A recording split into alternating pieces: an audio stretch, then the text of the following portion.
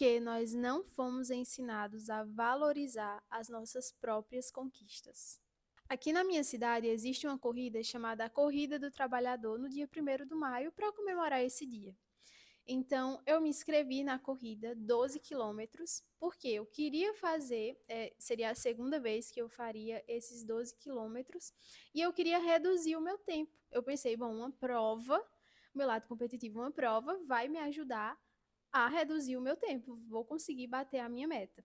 Até que, entre a inscrição e a prova, muita coisa aconteceu. Eu não consegui treinar de acordo com o que eu deveria estar treinando para conseguir reduzir esse tempo.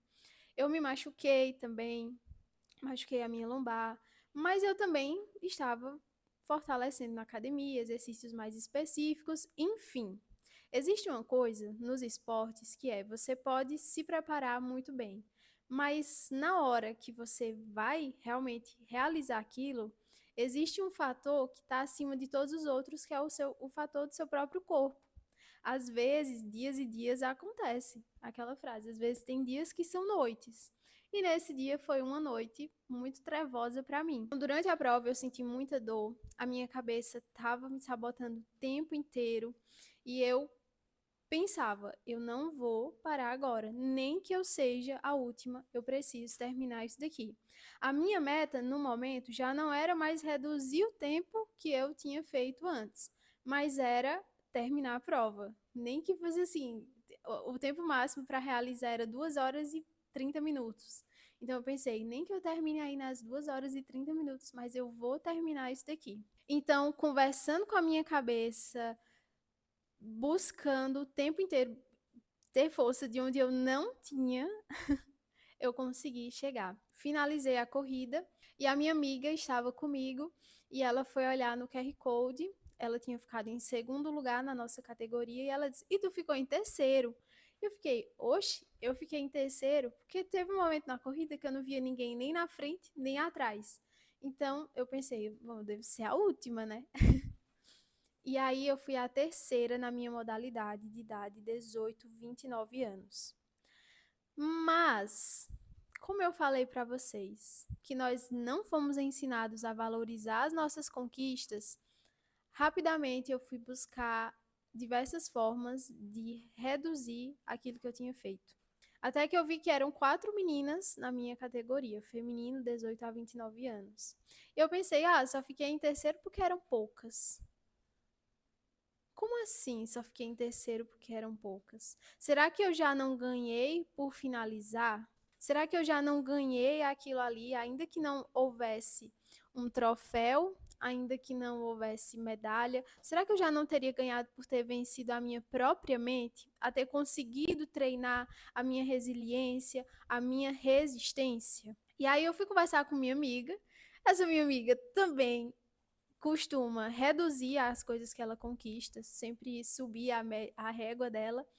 E aí ela falou: porque a gente tem que começar a aceitar as nossas pequenas conquistas. E aquilo me chamou muita atenção. Por que que a gente chama conquista, como se a conquista tivesse que ter um tamanho para poder ser celebrada? Mas a conquista, ela não precisa ter tamanho para ser celebrada. Nós precisamos celebrar aquilo, cada passo que nós damos, porque senão a gente vai viver infeliz. Porque eu só vou ficar feliz, só vou comemorar alguma coisa quando eu fizer algo extraordinário. É muito louco, porque quando nós vivemos nessa inquietude, nessa insatisfação, e não é só uma insatisfação momentânea que nos tira de um ponto A para um ponto B, mas é uma insatisfação o tempo inteiro. Então, nós não conseguimos encontrar a felicidade nos nossos dias. Sêneca tem uma frase que ele fala que o sofrimento do homem, ele está atrelado a essa insatisfação. Nada tá bom. Quando você consegue atingir aquela meta que você queria, porque eu tenho uma meta maior. Tem até uma frase que eu vi esses dias que fez muito sentido e que explodiu um pouco a minha cabeça, que é você nunca está satisfeito consigo mesmo, com o seu progresso, porque você está sempre subindo a sua própria régua. E não é sobre não subir a régua, óbvio que sim, porque nós precisamos performar bem em todas as áreas da nossa vida.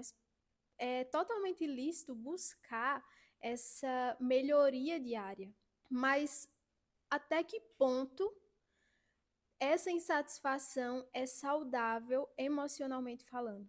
Tem até um livro que eu tô lendo que é 101 reflexões que vão te fazer refletir, pensar na vida, alguma coisa assim. Vou deixar aqui o título para vocês certinho. Que ele fala que um ponto de pessoas que são emocionalmente saudáveis é saber reconhecer os passos que elas dão. O vídeo de hoje é sobre isso, tanto para mim como também para você que está aí me assistindo. Nós precisamos reconhecer os passos que nós damos. Ah, nossa, eu tô há muito tempo tentando acordar super cedo. Falo isso por mim. Eu estava há muito tempo tentando acordar super cedo e eu não conseguia acordar esse super cedo. Mas aí eu consegui começar a acordar cedo.